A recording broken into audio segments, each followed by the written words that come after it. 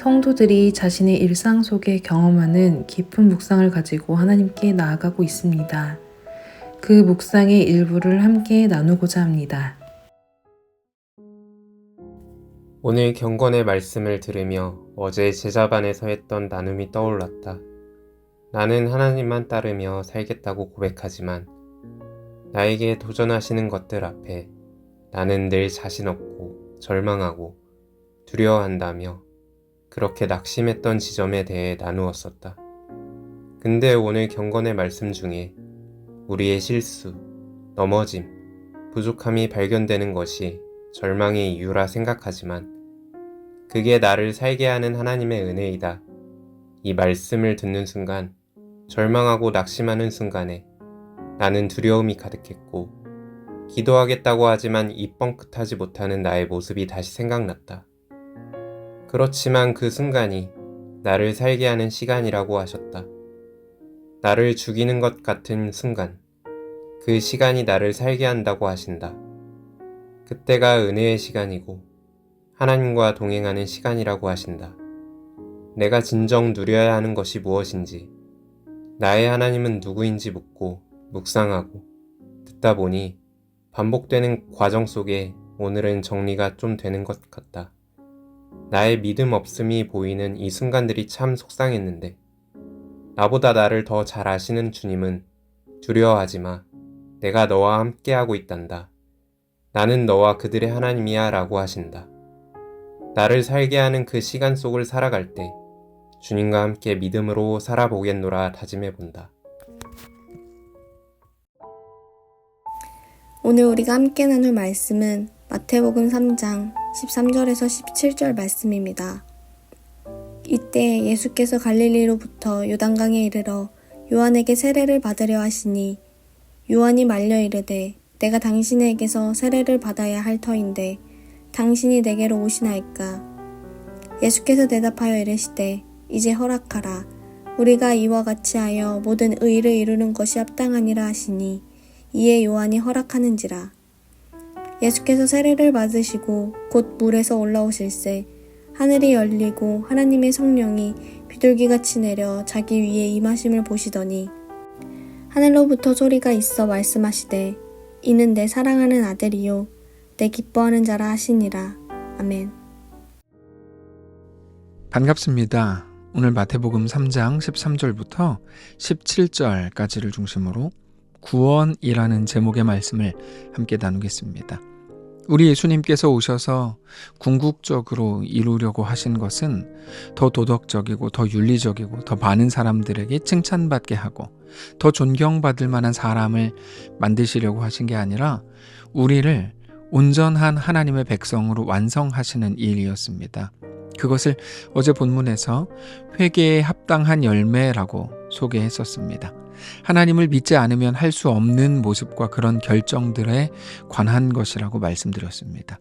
내가 먹고 죽으려고 했던 그 마지막 한 가지였죠. 그것이 나를 먹이고 살리고 나의 영광과 명예를 만든다고 생각할 때는 도저히 그것을 내어줄 수 없겠지만 나를 먹이고 입히고 살리는 나의 왕, 창조주 하나님이 나의 아버지로 계신다는 것을 믿게 될 때 우리는 비로소 그 모든 것을 내어줄 수 있게 되는 겁니다. 결국 그 믿음, 하나님은 나의 아버지이시고 나의 왕이시고 나의 전부이시고 나를 먹이고 입히고 살리는 분이라는 사실을 믿고 인정하고 고백할 때 우리는 비로소 예수님이 이 땅에 오셔서 우리 속에 완성하시려고 하는 그 하나님 나라의 백성으로 살아갈 수 있게 되는 겁니다. 그렇게 세례 요한이 세례를 베풀 때 그 자리에 예수님께서 오셨습니다. 그리고는 여느 다른 사람들처럼 예수님도 요한의 세례를 받으시려고 했습니다. 그러자 요한이 예수님을 말렸습니다. 그러면서 세례를 받는다면 내가 예수님께 세례를 받아야지 어떻게 예수님이 나에게 세례를 받겠다고 하십니까? 저는 송구해서 그렇게는 못합니다 라고 말했습니다. 13절입니다. 이때에 예수께서 갈릴리로부터 요단강에 이르러 요한에게 세례를 받으려 하시니 요한이 말려 이르되 내가 당신에게서 세례를 받아야 할 터인데 당신이 내게로 오시나이까. 요한이 이렇게 말한 건 얼마든지 이해가 됩니다. 예수님을 아는 누구라도 모두가 그렇게 말했을 겁니다. 그런데 그때 예수님께서는 지금은 그렇게 하자. 우리가 이와 같이 하여 모든 의를 이루는 것이 옳다라고 말씀하셨습니다. 15절입니다.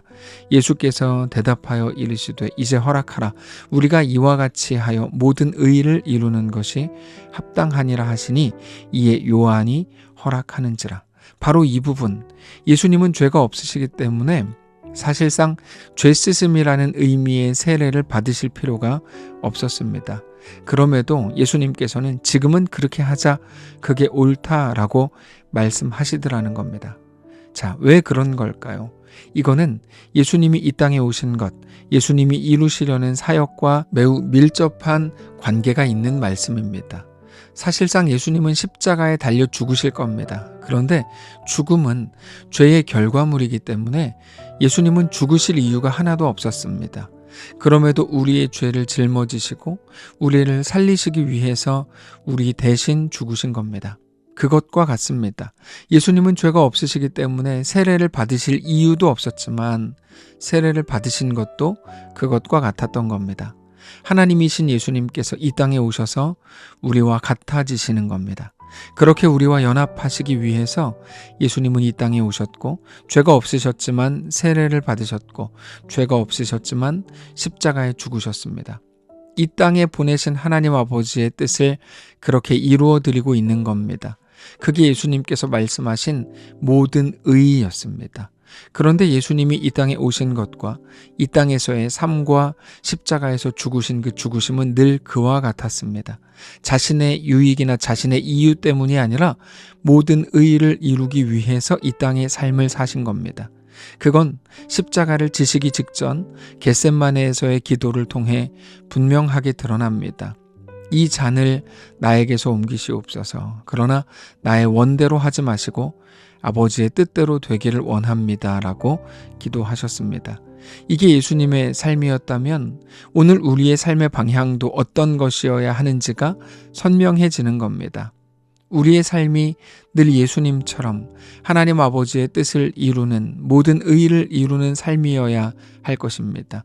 그게 우리가 잘 아는 것처럼 하나님 나라가 임하는 겁니다. 우리가 가장 많이 오해하는 것 중에 하나가 바로 하나님 나라입니다.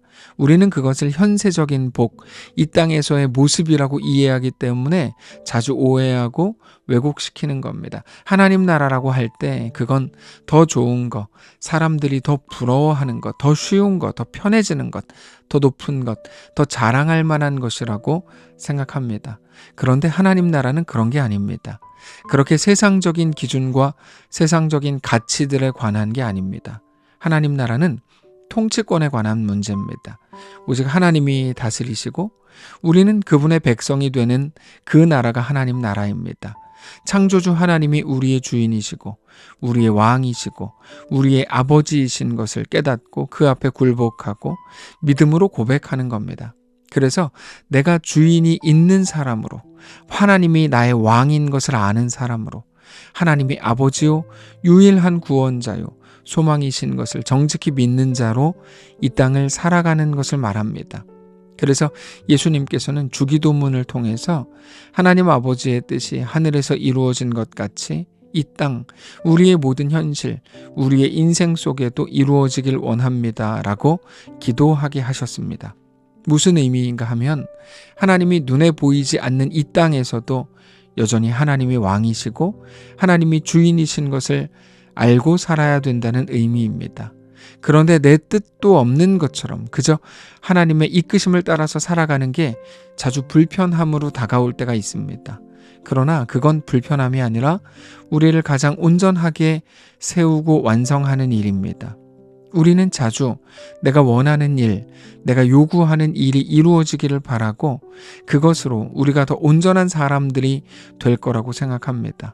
그런데 훨씬 더 많은 경우에 우리를 진정으로 거룩하게 하고 하나님 앞에 온전하게 하는 것은 그 반대입니다.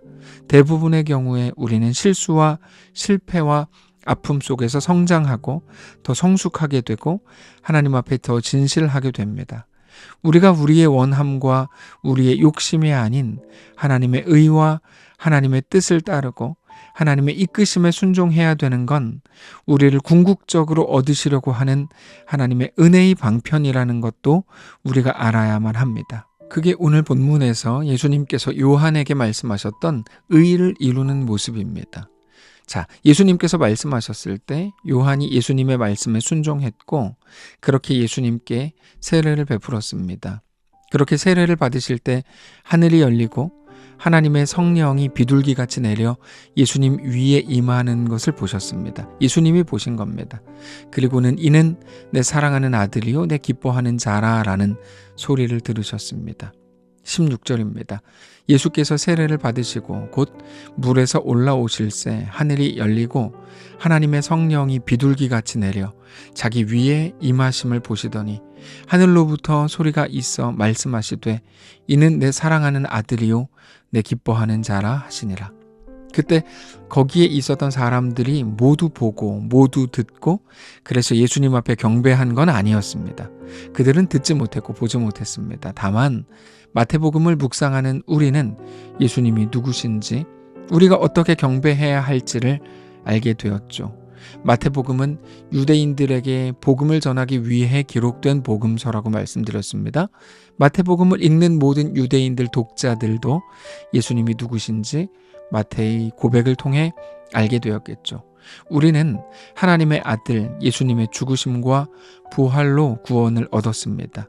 우리 예수님께서는 그 구원을 이루시기 위해서 이 땅에 오셨고 하나님의 그 거룩한 목적을 따라 공생애를 사셨고 그렇게 우리를 구원하셨습니다. 우리 눈에 보이는 것이 전부가 아닌 것을 말씀을 통해 다시 한번 확인해야 합니다. 이 세상은 원하는 것을 하라고 가르칩니다. 아무리 힘들어도 원하는 걸 하면 그게 가치 있는 일인 것처럼 가르칩니다.